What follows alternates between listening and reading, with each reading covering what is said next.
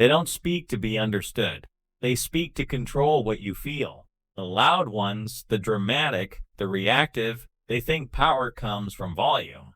They think if they talk enough, cry enough, explain enough, they'll be seen, respected, loved. But here's the cruel truth. The world doesn't reward emotion. It rewards control. Every conversation, every argument, every relationship is a silent negotiation of power. And the one who can stay silent the longest wins. Because silence isn't absence. It's calculation. It's observation disguised as stillness. Most people can't handle silence. They rush to fill it with excuses, with apologies, with noise. And in that panic, they reveal themselves. You've seen it before. A person loses their composure, says too much, and exposes the very thing they swore they'd keep hidden. All because the silence made them uncomfortable. But the cold ones, the quiet observers, they never rush. They let you talk. They let you over-explain. They let you drown in your own need to be understood. And when you finally stop speaking, you'll notice something terrifying. They haven't moved. They haven't reacted. They've just watched. That's when you realize the power in the room never belonged to the loudest voice. Power, real power, lives in the space between reactions, in the pause, in the calm that unnerves everyone else. People think silence is passivity. It's not. It's dominance without effort. When you control your emotions, you control perception. And perception, not truth, governs human behavior. That's the first law of emotional silence. Control yourself first. Then you control the room. Think about the last time you argued with someone. You raised your voice, trying to prove a point. But the more emotional you became, the less they listened. The louder you got, the smaller you felt. Emotion feels powerful in the moment, but it leaks authority. The one who stays calm dictates the rhythm. They choose when the conversation ends and what it means. This is how the cold ones win. Not through aggression, but through absence. Absence of reaction. Absence of emotional leakage. Absence of visible weakness. Because people aren't trained to handle calm power. They mistake it for arrogance. But deep down, they fear it. That fear is what gives the silent their control. Here's something most people never understand. Emotional silence doesn't mean you don't feel. It means you've learned to master the delay between emotion and response. It's a psychological weapon because that delay gives you time to think strategically while others drown in their impulses. The brain hates uncertainty. When you don't react, you create uncertainty in others. And uncertainty creates tension. That tension gives you leverage. That's how emotional silence bends people without a word spoken. Imagine this. Someone insults you. You don't respond. You don't defend yourself. You simply look at them, calm, composed, unreadable. They start to shift. They over-explain. They backtrack. Because now they feel the tension you refuse to carry. That's emotional transference, one of the oldest dark psychological mechanisms of power. When you control your inner state, you force others to wrestle with theirs. They can't read you, and humans fear what they can't read. The cold ones, the Machiavellian minds, understand this intuitively. They know the first one to lose composure loses control. They know emotion is a signal, a roadmap to your weaknesses. And so they train themselves to go quiet. That silence becomes armor, a psychological fortress that no insult, no manipulation can easily penetrate. You may call it stoicism, but in darker terms, it's controlled unpredictability. It's making people wonder what you think without ever giving them proof. Because once people think they understand you, they can control you. But if they can't predict you, they can't prepare for you. That's how cold strategy survives in an emotional world. You might think silence will make you invisible, but in truth, it makes you unforgettable. Because people don't remember noise, they remember what haunted them. And nothing haunts like quiet confidence. Silence has gravity. It pulls attention toward it, forcing others to fill the void with their own insecurity. They'll project. They'll overanalyze. They'll assume your stillness hides something dangerous. And that assumption, that quiet fear, becomes your hidden advantage. So why do the cold ones always win? Because they understand what most never will, that control isn't about dominance over others. It's about dominance over yourself. They've turned silence into a language of mystery, of power, of calm violence. And while everyone else bleeds emotion in public, the cold ones watch, collecting information, waiting for the perfect moment to strike. That's why silence isn't weakness. It's precision. It's patience sharpened into a weapon. In the next chapter, you'll learn how emotional silence rewires your relationships, changes your social hierarchy, and exposes who truly controls who. You'll see how silence, when used strategically, becomes a mirror that makes people confront themselves. Because power doesn't always speak. Sometimes it just watches and waits. Most people believe their words build connection. They think that talking more means being understood more. But here's the paradox. The more they talk, the less power they have. Because every word you speak is a window, and the wrong person will always look through it, not to understand you, but to find where your walls are thin. They'll use your explanations as blueprints, your emotions as evidence, your tone as temperature. And before you realize it, they've learned exactly how to control you. That's why the strong don't explain. They let misunderstanding become camouflage. The more people misread you, the safer your power remains. There's a psychological term for this: emotional exposure. It's the gap between what you feel and what others perceive. Most people leave that gap wide open, bleeding emotion without realizing it. They overshare. They justify. They try to fix perceptions instead of commanding them. But emotional silence closes that gap. It replaces exposure with ambiguity, and ambiguity creates control. Because when they can't tell if you're hurt, angry, or indifferent, they lose the ability to manipulate you.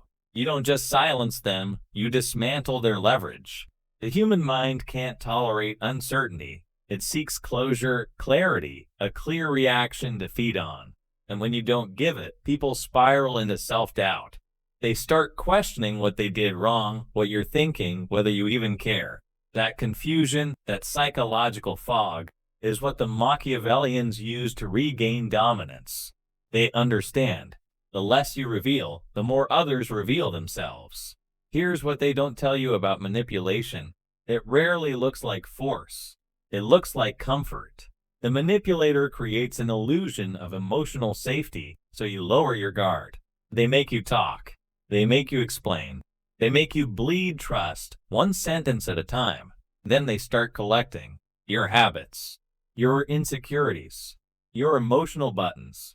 You've given them a psychological manual, one they can weaponize whenever control slips from their hand. That's how emotional transparency becomes your own undoing. But silence breaks that cycle. When you stop explaining, manipulators suffocate. They can't calibrate without feedback. They need your reaction to decide their next move. Silence forces them into blindness. And blind manipulation is chaotic. It backfires fast. You'll see their control unravel. They'll poke harder, provoke stronger, test louder. They'll try to drag emotion out of you because your calm reminds them of something they can't stand, their lack of power. Understand this. People who thrive on chaos despise silence, because silence makes them face the noise inside themselves. When you stop feeding their emotional addiction, you force them to confront their emptiness. Their worth was tied to your reaction, your approval, your attention. Without it, they start to decay. That's why emotional silence isn't passive, it's psychological starvation. You take away the one thing they were feeding on, your energy. And in that void, their mask begins to crack. But silence is also dangerous if you don't know how to wield it. Because silence without awareness turns into repression. And repression, over time, becomes poison. The goal isn't to suppress emotion. It's to master its timing. To let emotion serve you, not sabotage you. When Machiavelli wrote about control, he never said to be emotionless. He said to appear emotionless while using emotion strategically. That's the real art, not to eliminate feeling, but to direct it like a current under still water. You can't control others if you can't control the tides within yourself. So, the question becomes, how do you practice emotional silence without losing your humanity? Start by observing before reacting.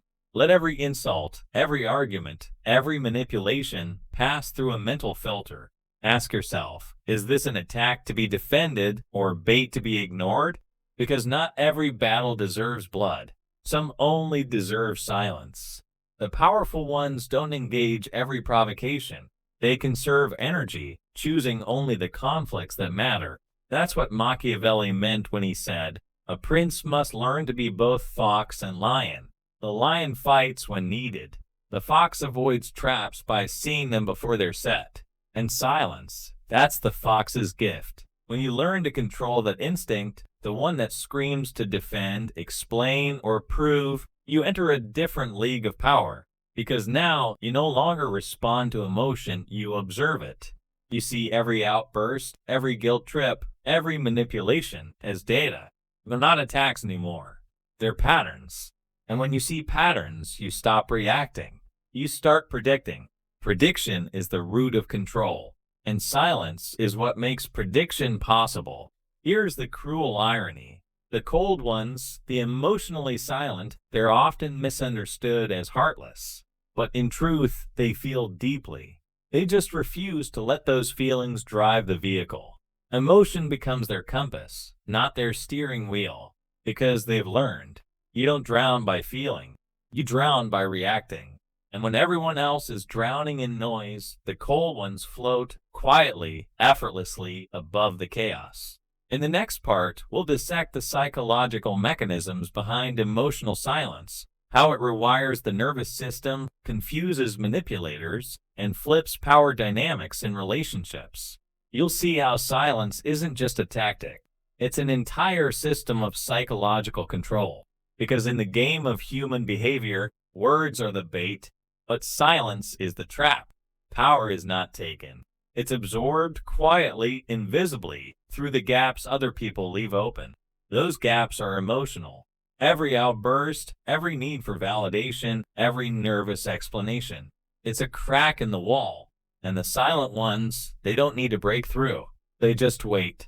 Because time in silence becomes a weapon. When you don't rush to respond, people reveal themselves. Their mask slips. Their rhythm exposes their motive. In every conversation, there's a hidden tempo, and when you go still, their tempo grows chaotic. They talk faster. They justify more. They reveal what they were trying to hide. Silence disorients. Because most people rely on emotional mirroring to feel in control. If you're calm, they relax. If you're angry, they adjust. But when your face gives them nothing, no cues, no rhythm, no reflection, they're forced to face their own mind without external validation. And that is a prison few can tolerate. You've seen it before. The interrogator who just stares. The parent who doesn't yell, just waits. The leader who doesn't overreact, simply observes. That calm is terrifying, because silence is not emptiness. It's a mirror, and mirrors reveal truth. Machiavelli understood this centuries ago. He wrote that power depends not on action alone, but on perception of control. And perception is born in silence. The one who can hold tension longer wins. Because in that tension, the human mind starts negotiating with itself. Guilt appears. Fear speaks. The manipulator begins to doubt his script. That's the paradox. Silence forces your enemy to do your work for you. They create their own anxiety, their own guilt, their own collapse. You don't need to punish them. Their mind will. Here's the psychology behind it. When a person is met with silence after expressing something emotional, anger, guilt, or manipulation, their brain enters what's called a prediction error. It expected a reaction. When that reaction doesn't come, the amygdala, the threat center of the brain, lights up, trying to predict danger. The result? They start talking more, revealing more, losing control with every word. And you learn everything you need without lifting a finger. That's the secret weapon of emotional silence. It converts other people's noise into your intelligence. Every unnecessary explanation they give you is a breadcrumb. Every nervous laugh, a leak. Every "I didn't mean it like that," a confession.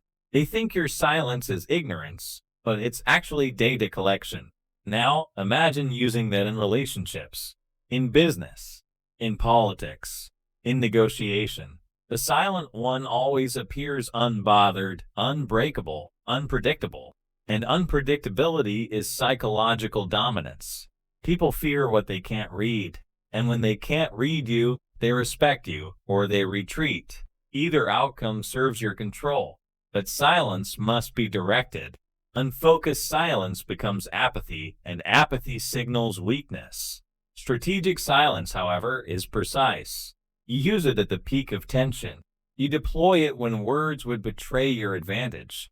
You let it hang in the air like an unspoken truth, forcing others to fill it. Because the one who breaks the silence first loses. That's the law of psychological negotiation. There's a concept from Sun Tzu's The Art of War that fits perfectly here. Appear weak when you are strong, and strong when you are weak. Emotional silence is that disguise.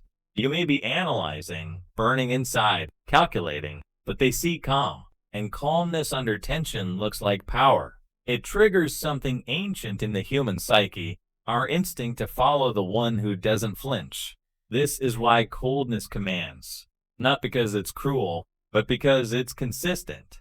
The cold ones don't betray themselves with emotion. They don't leak power through impulsive reactions. They conserve energy, and in a world obsessed with overexpression, conservation looks like dominance. Yet, there's danger in this mastery, because silence, when unbalanced, turns into isolation. And isolation breeds delusion, the belief that distance equals superiority. But true psychological power is not about isolation. It's about control within connection. You must stay close enough to read emotion, but far enough to never drown in it. Close enough to influence, but distant enough to remain untouchable. That's emotional asymmetry, the highest form of control. So how do you build it? How do you train yourself to stay composed when others lose control? 3 pillars. 1. Pause before reaction. Let the silence absorb the energy. 2. 3. Observe micro-reactions. Notice their body language when you don't respond. That's where truth hides. 4. 5. Detach internally, engage externally. Feel everything, but show nothing. 6. Because emotional mastery isn't numbness, it's awareness without exposure. And here's where it gets darker. Once you master silence, people start confessing to you without realizing why. They'll talk just to escape the discomfort of your stillness. They'll fill the air with honesty they never planned to share. Because in a world addicted to noise, silence feels like interrogation. That's how the cold ones win. They don't dominate by speaking louder, they dominate by making others speak too much. Every word you say has a cost. Every silence you hold has interest. The wise collect both, and by the time the world realizes it's been talking too much, you've already rewritten the conversation. In the next part, we'll descend even deeper into the emotional architecture of silence, how it manipulates power dynamics in love, betrayal, and leadership, why empathy can coexist with distance, and how the cold ones transform restraint into influence. Because silence, when mastered, doesn't just control the room, it controls the story everyone tells about you. There's a cruel illusion in this world that kindness and power can't coexist. That to be compassionate means to be soft. That to forgive means to forget. But what they never tell you is this. The most dangerous people are often the kindest ones in the room. Because their kindness isn't weakness. It's strategy. It's the velvet glove that hides the iron hand. You've seen them before, the ones who smile when others rage, who listen when others defend. They appear harmless, patient, even gentle. But underneath that calm surface lies a psychological fortress. They know something most people never understand. Every emotional reaction is a transaction. Every argument costs attention. Every defense burns energy. And they refuse to spend theirs recklessly. When they forgive, it's not out of naivety. It's reconnaissance. Forgiveness allows observation, It keeps the opponent close enough to study. You think they've moved on, but really, they're watching patterns repeat. They're mapping your emotional reflexes. They're learning where your loyalty bends and where it breaks. That's the paradox of kindness. It conceals precision. A weapon so sharp it looks like compassion until it cuts. Here's the Machiavellian truth. Power wrapped in empathy is the most manipulative form of control because it feels safe. When someone uses aggression, you resist. When they use kindness, you relax. And in relaxation, you become open, suggestible, compliant. That's why empathy, when strategically applied, is the most elegant form of dominance. But here's where true mastery begins, when you learn to balance kindness with silence. Because silence without kindness becomes cruelty, and kindness without silence becomes servitude. The strategist walks between both. They know when to speak warmth into the room and when to drain it of all comfort.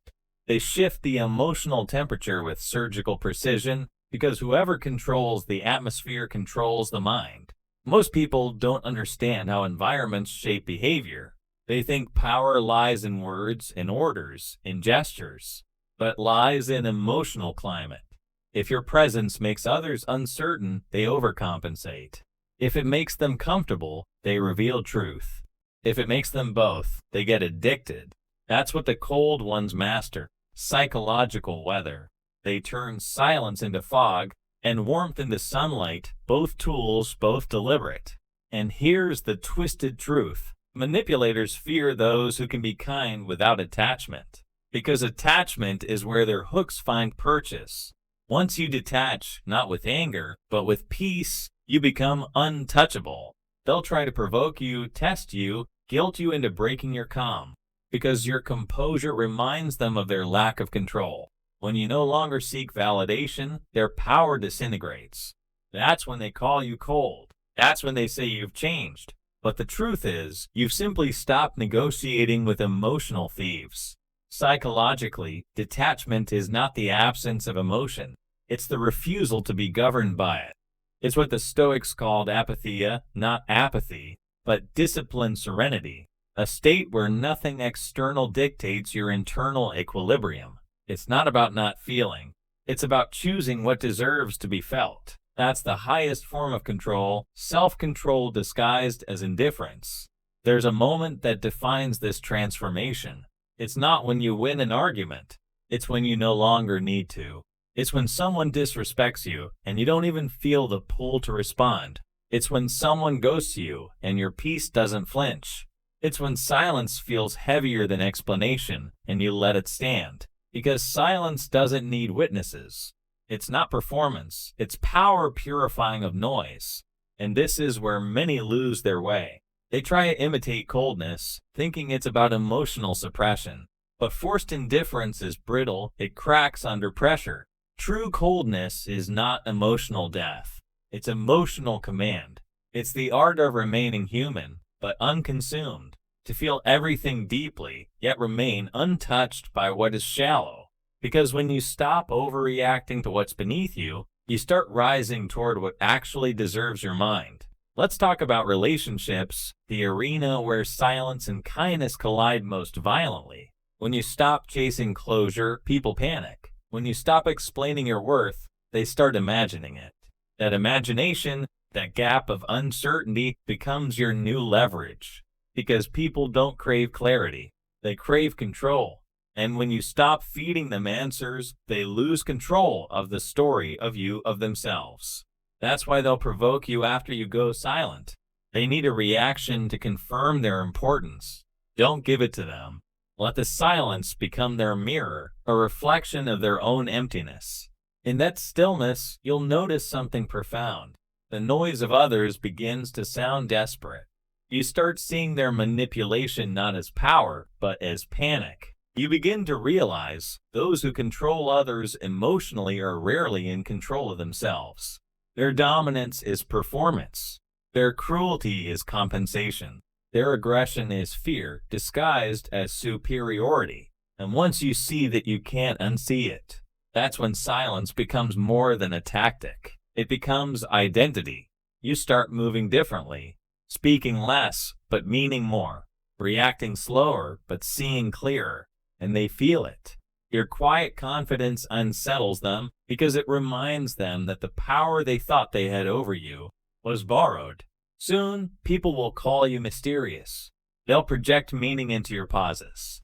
They'll wonder what you're thinking, what you're planning, what you know. That's the beauty of psychological silence. It turns uncertainty into a crown, because when no one can predict your reaction, you've already won the game. In the next part, we'll reach the heart of the transformation, how emotional silence evolves into presence, how true power doesn't require explanation, and why those who master silence eventually shape destiny itself. Because silence isn't retreat, it's ascension. It's the space between stimulus and response, where gods are born. At first, silence feels empty. It feels like exile, as though by refusing to react, you've abandoned the world. But then something strange happens. The emptiness begins to echo. And in that echo, you start hearing something you never noticed before, your own voice. Not the one that argues, not the one that explains, but the one that simply knows. You begin to realize that silence isn't a void, it's a mirror. It reflects the parts of you that noise had drowned out. Every fear, every need for approval, every attachment disguised as love, they all surface one by one. That's why most people can't stand silence. It confronts them with the truth they've been running from, their own dependence on chaos. When you stop speaking, you start observing. When you stop reacting, you start perceiving. And perception is where true dominance begins. Because while the world is busy defending egos and chasing attention, you're mapping human behavior in real time. You start seeing patterns, the emotional loops people live inside, the constant need for validation, the way guilt is used to manipulate empathy, the silent contracts hidden in every "I did this for you." You realize every interaction is an exchange of invisible currency, attention, status, control. Most people spend it blindly, but you start investing it strategically. That's when emotional silence transforms from self-defense into art. You no longer stay silent just to protect yourself. You stay silent to control rhythm. Because every human interaction has tempo. The talkers move too fast, revealing themselves through words. The quiet ones move slowly, dictating the pace without ever appearing to. That's what true influence feels like. Not force, not persuasion, but rhythm. The unspoken command of emotional timing. Here's the cruel beauty of this truth. Those who rush to speak are slaves to discomfort. Those who can sit inside silence command discomfort itself. When you pause before responding, you shift the power dynamic. You create uncertainty, and uncertainty breeds fascination. People lean in, waiting for your words. They hang on your pauses like verdicts, because deep down they feel it. The one who can remain silent holds the truth. But silence isn't just control, it's purification. It burns away the unnecessary. It destroys the habit of over-explaining, of begging to be understood. Because the need to be understood is a form of bondage, a hidden chain that keeps you dancing for approval. Once you stop needing to be understood, you stop being misunderstood as weakness. You start being felt instead of heard. There's a scene that repeats in every powerful person's life. Someone accuses them unjustly. The room waits for their reaction, but they say nothing. Their silence freezes the air. It forces the accuser to hear the weight of their own words echo back, and suddenly the crowd's allegiance shifts. That's not coincidence. That's psychological gravity. Silence turns projection back on the projector. It weaponizes stillness. Because when you don't rush to defend yourself, you allow truth to expose itself naturally. And here's the secret they'll never teach you in schools or boardrooms. Silence is not passive. It's predatory. It studies, waits, calculates. It lets others reveal their insecurities while you reveal nothing. That's why emotional silence feels like dominance, because it is. You're not suppressing emotion. You're channeling it through awareness. You're turning feeling into signal, not noise. Machiavelli once wrote, He who wishes to be obeyed must know how to command without words. That's not metaphor, that's neuroscience. Humans read tone, body language, microexpressions faster than speech. The silent person engages the oldest circuitry of the brain: fear, curiosity, attraction. Because when words vanish, instincts take over, and instincts always submit to the unknown. This is why people chase those who ignore them. Why indifference feels magnetic. It's not mystery, it's hierarchy. The one who speaks less signals abundance. Abundance of control, of options, of inner stability. The one who overshares signals scarcity, scarcity of validation, of composure, of dominance. You don't win attention by demanding it. You win it by becoming the one who doesn't need it. Eventually, silence stops being something you do and becomes something you are. You stop performing restraint, it becomes reflex. You stop forcing calm, it becomes your default state. Because the world can't provoke what no longer reacts. That's the final evolution of emotional silence, autonomy. You're no longer governed by triggers, guilt, flattery, or fear. You see manipulation coming from miles away. And when it arrives, you don't fight it. You let it exhaust itself against your stillness. That's not surrender. That's sovereignty. And here's where few ever reach: the spiritual layer of silence. When you detach emotionally long enough, you start to hear the subtle machinery of human nature itself. You see how love and power intertwine, how people use guilt as affection, how control dresses itself in care. You realize the game isn't about winning or losing anymore, it's about transcending. Because once you understand human behavior without needing to change it, you've already escaped it. That's the ascension. Not louder, not colder, just clear. You move through the world like water, shapeless, still, unstoppable. People sense your silence before they see you. They lower their tone. They slow their speech. You alter gravity without touching a thing. That's what it means to win without fighting, to lead without speaking, to command without control. Because silence is not emptiness, it's pure presence. And that's when you understand the deepest truth of all. You don't need to outtalk anyone. You just need to outlast their noise. Because words fade, anger burns out, manipulation collapses under its own weight, but silence remains, unmoved, untouchable, unbroken. And that's why the cold ones always win. Because they never fight for control, they become it. They speak only when necessary, love only when it strengthens them, and disappear when presence loses meaning. They are not heartless, they are free, because control isn't taken by force, it's taken by silence. And that's the cruel beauty of power. It doesn't shout, it watches, and it always remembers.